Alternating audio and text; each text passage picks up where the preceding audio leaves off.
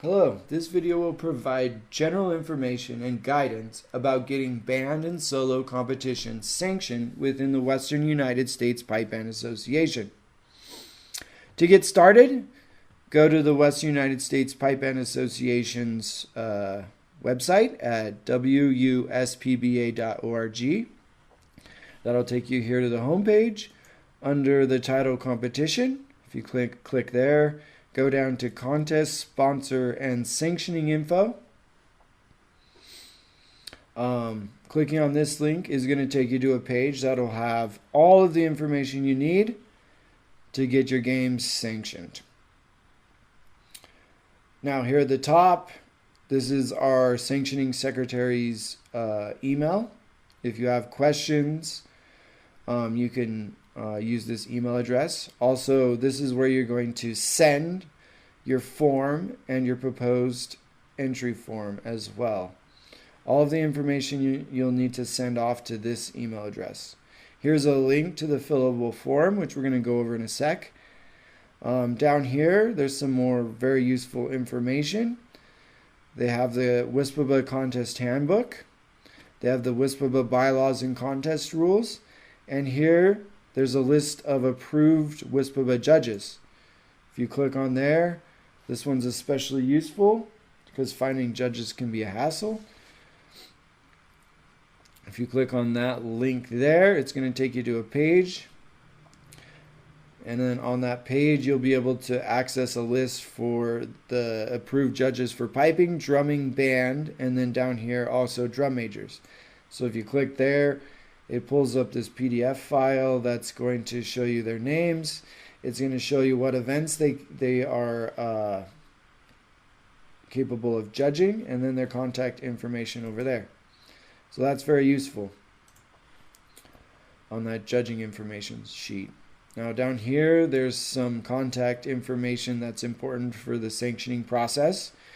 We have our sanctioning secretary's email. Again, that's where you'll send the information, the packets. We have our contact info for our treasurer. That's where you're going to pay your sanctioning fees. Send all your sanctioning fees to our treasurer. And that's a process you do after your games are completed. Here is the contact information for our chief steward. And you contact our chief steward to get your WSPBA adjudication forms. So that's what you'll need to do to get your forms, your judging forms.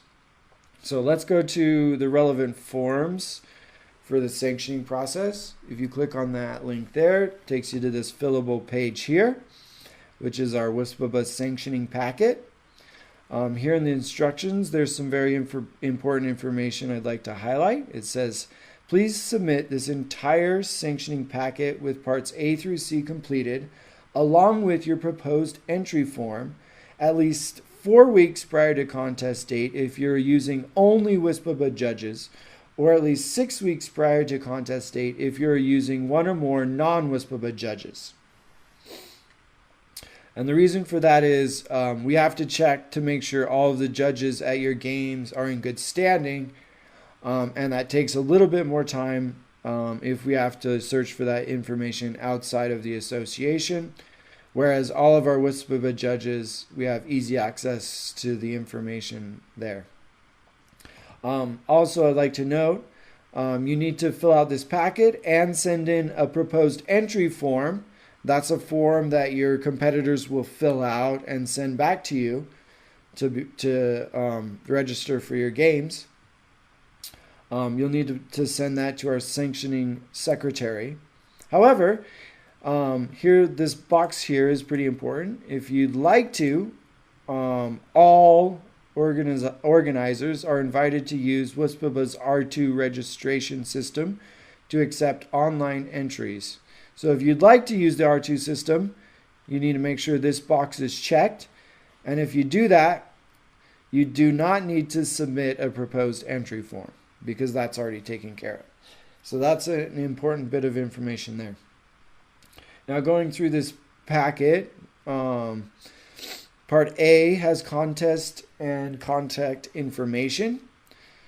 So it has the name of your festival, where it's located, website if you'd like to include that, and then it has key contacts. These are the people in charge of your games and their contact information.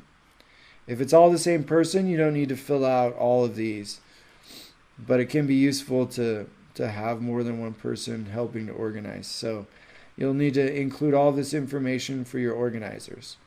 Part B is important, and it's probably the most relevant part. It's a list of judges. So you'll need to list the names of the judges you'll be using, and there's 2 columns here. One is for WSPBA judges, the other is for non-WSPBA judges. And then make sure if they're non-WSPBA judges, you include their association. Part C is a schedule of events and judging assignments. So you need to check all events that you're going to offer or plan on offering, and then the name of your judges over here. And it's important that you list all that might be potentially used. So if you have 5 piping judges, list them in all of the piping events. That gives you some flexibility about how you want to assign your judges. So here's part C continued. Again, just go through, click on all the events you're offering, and then list all potential judges that you could use for that event. Okay? There's also a couple of boxes for local option events, and these include mini bands, drum salutes, piping quartets, things like that. These are things that aren't necessarily sanctioned, but it's good for us to keep track of those events if they're offered at games. So just include that there. So that's all you'll need to fill out before your games, and need to submit either the 4 or the 6 weeks before your contest.